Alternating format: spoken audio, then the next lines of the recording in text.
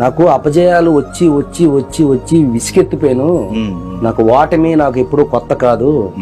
నాకు ఇంటి చుట్టం లాగా నాకు వాటమి అలాగా అయిపోయింది. నాకు ఎన్నో సినిమాలు ఫెయిల్ అయినాయి. నాకు ఇంకా అది కూడా నాకు మళ్ళీ ఒక విజయం వస్తుంది అనేసి ఒక పొలిటికల్ గా కూడా గతంలో ఫస్ట్ లో ఓడిపోయారు.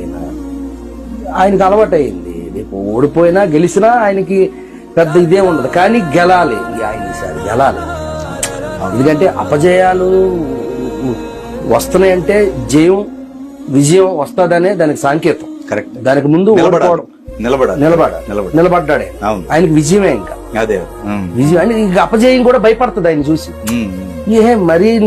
మరీ ఇంత ఒక మనిషిని పట్టుకొని పీడించకూడదు. ఎంత నేను అపజయాన్ని అయినా ఆ మనిషిని పట్టుకొని మరీ నేను ఇంత పీడించకూడదు, బాధ పెట్టకూడదు. ఒక్క విజయాన్ని నేను ఇస్తాను ఆయనకి అని చెప్పి, అలాగే ఎన్నో అపజయాల సినిమాల తర్వాత గబ్బర్ సింగ్ అనే సినిమా పడ్డం. రాజకీయాల్లో కూడా ఎన్నో అపజయాలు చూశాడు. ఈసారి విజయం వరిస్తుంది ఆయన. మంచి మెజారిటీతో విజయం వరిస్తుంది ఆయన. అంతే. ఎందుకంటే అపజయం కూడా సిగ్గొచ్చే విధంగా ఆయన లైఫ్ ని అంత ఆడుకుంది. కళ్ళారు మనం చూసాం.